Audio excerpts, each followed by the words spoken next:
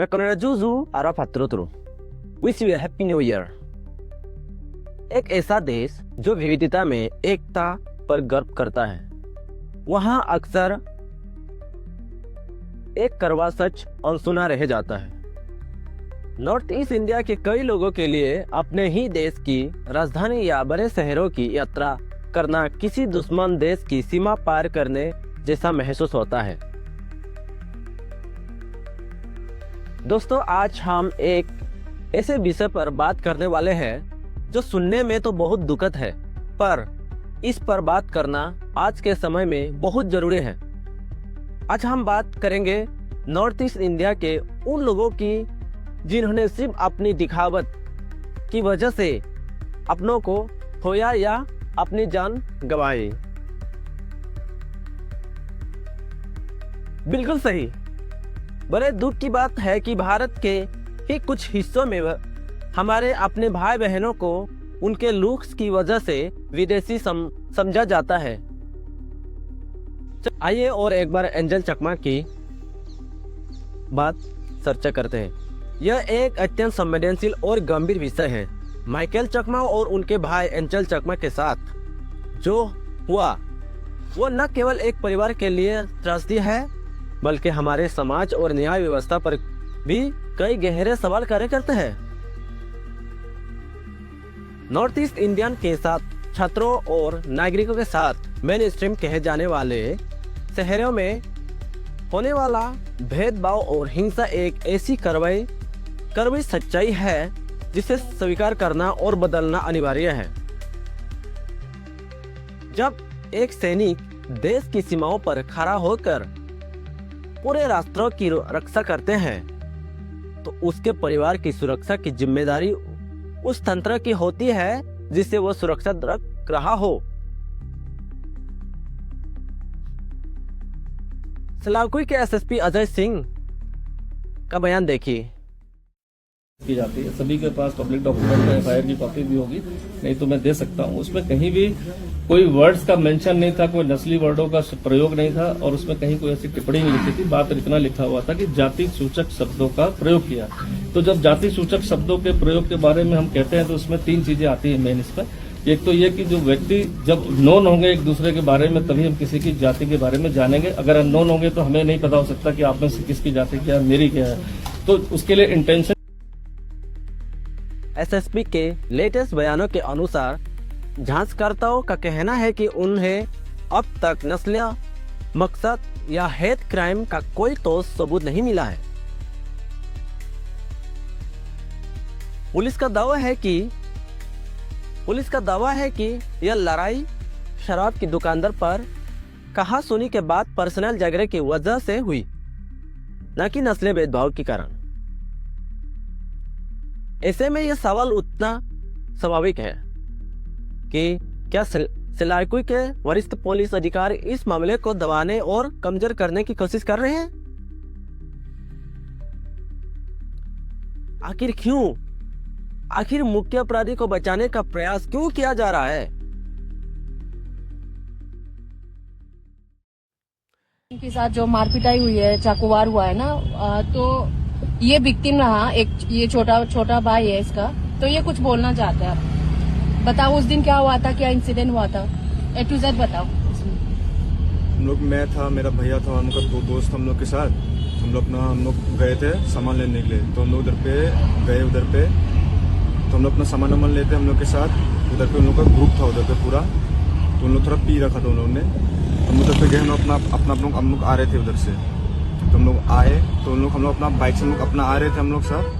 तो उन लोग हम लोग को मेरे को थोड़ा पोक कर रहा था, ये चिंकी उनकी मेरे को थोड़ा सा रेजिज्म कर रहा था। तो मैं थोड़ा अपने तरफ से अपना सेल्फ डिफेंस मतलब थोड़ा बोल रहा था कि भैया क्या हो गया करके। उधर पे हम लोग अपना उस समय फोन में बात कर रहा था मैं अपना, बस मैं अपना कन्फेस किया कि भैया क्या हुआ, गाली क्यों दे रहे हो।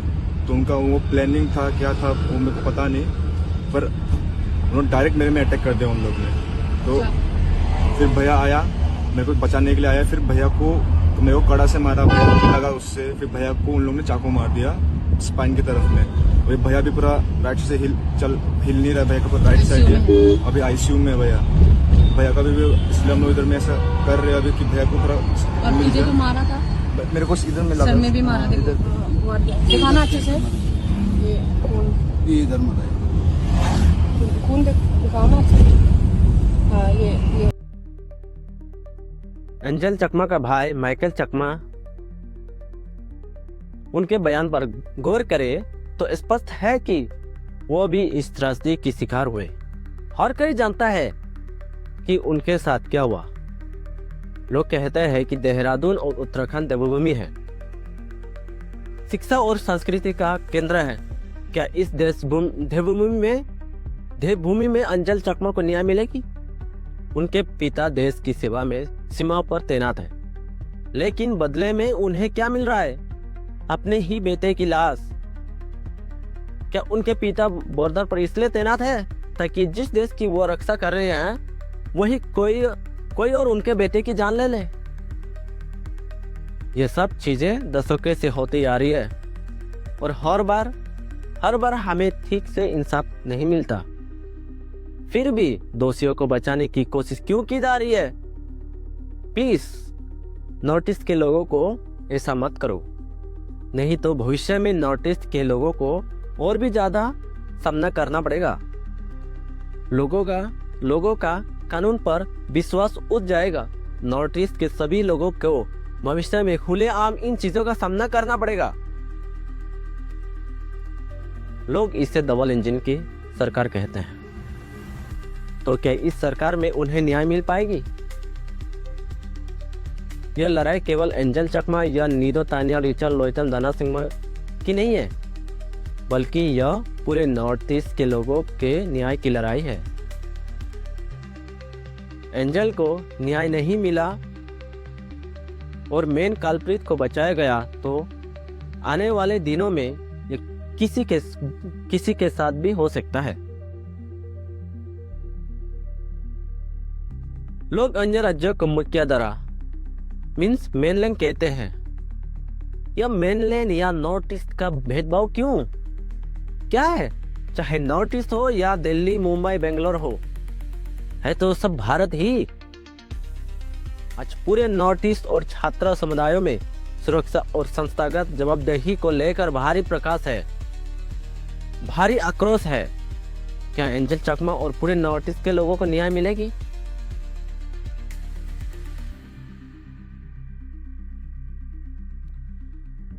एंजल चकमा के मामले में उठ रहे सवाल वाजिब है। न्याय केवल सजा देने तक सीमित नहीं, बल्कि इसमें प्रक्रिया की पारदर्शिता भी शामिल है। यदि पुलिस या प्रशासन पर मामले को डाइल्यूट करने के आरोप लग रहे हैं तो इसकी उच्च स्तरीय जांच होनी चाहिए। जब मामला सांप्रदायिक या क्षेत्रीय भेदभाव से जुड़ा है तो कानून को और भी अधिक निष्पक्ष देखने की आवश्यकता होती है।